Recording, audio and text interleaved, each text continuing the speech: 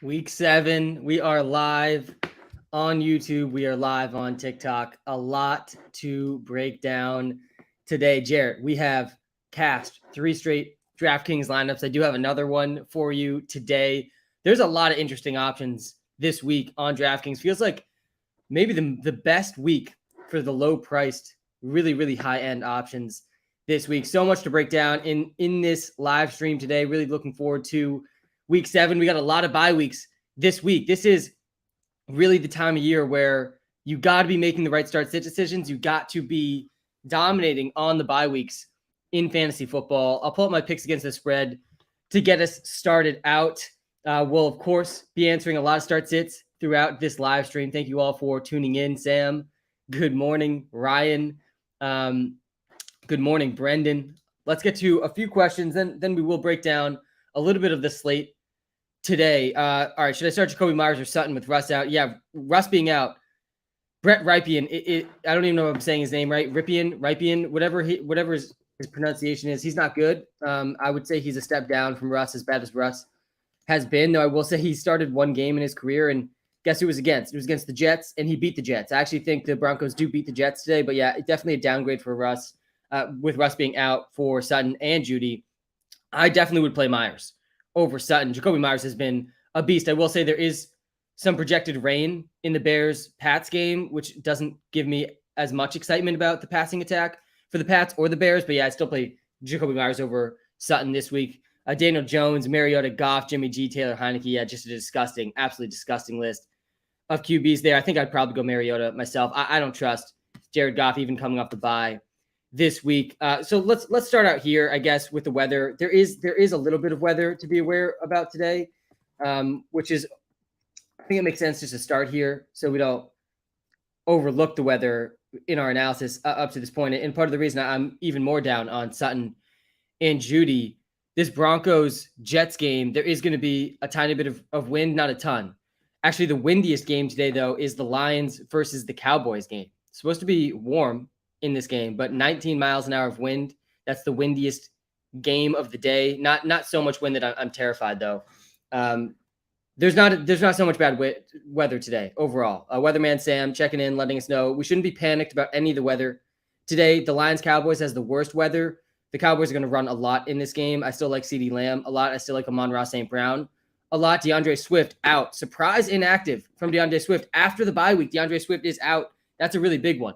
Really big out there. We're live on TikTok and YouTube. By the way, on YouTube, you can see my top 10 rankings, every position. You can see my picks against the spread and much more. There's a lot of really good games today. The other news, just to catch you up on really quickly, if you're just waking up, Isaiah Pacheco expected to start for the Kansas City Chiefs today. It sounds like he has impressed the Chiefs with his pass blocking, something they knew he was good at when they drafted him, and he's going to be starting today for the Chiefs. Still sounds like Clyde is going to be very involved, but Clyde is a much riskier option than he already was. He was already pretty risky. He was already touching the ball only about 10 times per game, and we really needed the TDs from Clyde. I mean, he's definitely not someone I'm trusting. I don't fully trust Pacheco either, but I trust Pacheco more than Clyde and more than McKinnon this week for sure. It's not a great matchup for the running backs either against the 49ers. Talk about the Ravens backfield. Should I grab Pacheco over any of them? He's starting now. Yeah, I would trust Pacheco more than Kenyon Drake. I think Justice Hill is better than Kenyon Drake. So I would be probably ranking these guys as Pacheco 1, Justice Hill 2, Kenyon Drake 3. There's so much risk with Kenyon Drake and Justice Hill. Sure, one of them could definitely do well. We saw it with Kenyon Drake last week, but we've seen a pretty long period of time where Kenyon Drake wasn't that good. So I don't buy Kenyon Drake doing what he did last week every week, from here on out. So I think he still has a really low floor. I do like Pacheco more. And we also just know Lamar is going to steal so much of the goal line action. I will say, though, the Browns defense has been horrible. I am very high on the Ravens today. I actually am taking the Browns against the spread because I think 6.5 is just a little bit too much. But from a daily fantasy perspective, you got to love Lamar today, and you got to love Mark Andrews today. It's just tough to know how the backfield's going to shake out for the Ravens, and it gives those guys a lot of risk. All right, we got people asking for the DraftKings lineup, so let's pull that up in the YouTube live. If you're watching live on TikTok, you can get the DraftKings lineup right in the YouTube live. Link to the YouTube live right in the TikTok bio. Let me pull the DraftKings lineup. We have cashed 3 straight weeks now on DraftKings, and I'm feeling pretty good about the lineup today as well. there's a lot of interesting decision points if you're making DraftKings lineups this week. One of which, always, you're starting at the QB. And in my mind, instantly, when I saw the slate, I was going to Lamar. I want Lamar in my DraftKings lineups this week. I've been paying up for QBs in my DraftKings lineups so far this season, and it's been paying off. I paid up for Josh Allen for 3 straight weeks. He's on bye this week. I do like paying up for Lamar against the Browns. We just saw Bailey Zappi torch the Browns, guys. If Bailey Zappi can torch the Browns, I have a lot of confidence that Lamar Jackson can torch the Browns. I don't think that's that difficult of a conclusion. I think a lot of people should be able to arrive at that conclusion. Again, if Bailey Zappi can dominate the Browns, why can't Lamar Jackson dominate the Browns? We also know the Browns' weakness on defense this season has been against the run. Bailey Zappi last week had 300 passing yards against the Browns. But the reason I'm not playing Lamar in this DraftKings lineup is you look a little bit down, a little bit lower price, is Justin Herbert. And he gets the Seahawks. Herbert's coming off a game that was really encouraging for fantasy football perspective. He threw the ball, I think, 52 or 57 times, over 50 passing attempts last week for Justin Herbert. Now he gets a great matchup against the Seattle Seahawks, who have also been pretty good on offense. They could keep this game close. 57 passing attempts last week against the Broncos for Justin Herbert, and the Seahawks defense is so much worse than the Denver Broncos. I do really like playing Herbert this week, and he's a little bit cheaper than Lamar. So I'm going with the Herbert stack, and I'm stacking him with actually DeAndre Carter, because Josh Palmer is out this week. Keenan Allen, I think, is going to be out this week. He's not officially out. He's a game time decision, but he already publicly said that, yeah, if I need to, I'll sit it out. Then we get the bye week. It just makes sense for Keenan Allen to sit one more week. I don't think they're going to rush him back in a game that I think they expect to win against the Seattle Seahawks.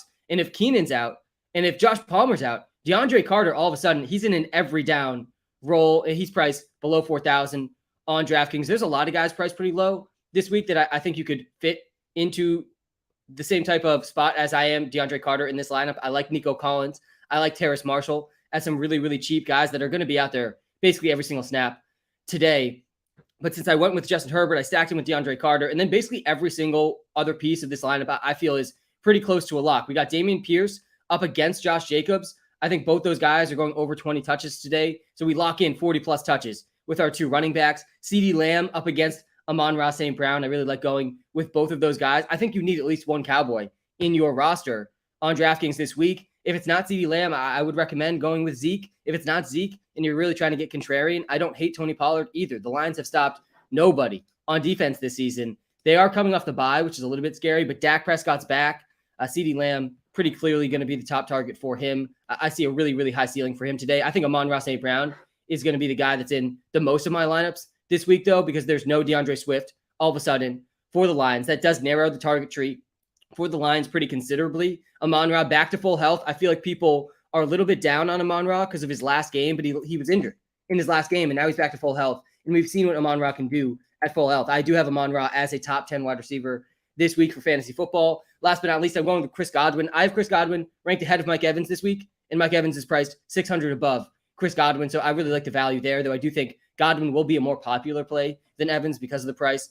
Last but not least, I'm buying into the Evan Ingram revenge game this week. I'm buying into it, guys. He has one of the Giants fan base just hates Evan Ingram so passionately, and Evan Ingram hates them just as much right back. Evan Ingram has seen 16 targets in the last 2 weeks. Let me double check that. It's something like 16 targets in the last 2 weeks. It's not just the revenge game narrative, though I do like the revenge game narrative. In this one, this feels like a real revenge game narrative because, again, I mean, there's very few fan bases that hate a player as much as the Giants fan base hates Evan Ingram. Evan Ingram, 16 total targets in the last 2 weeks. He's got 11 catches in the last 2 weeks. He has not scored a touchdown this season. I think he scores a touchdown today. I think he has a pretty good game, even though the Giants defense has been pretty solid. Then I'm going with the Jets defense against Brett Rypien, or however you pronounce Brett's name. I don't think he's good. I don't think the Broncos offense has much of a chance against this Jets defense today. I also like playing the Broncos defense against the Jets. At least one of those defenses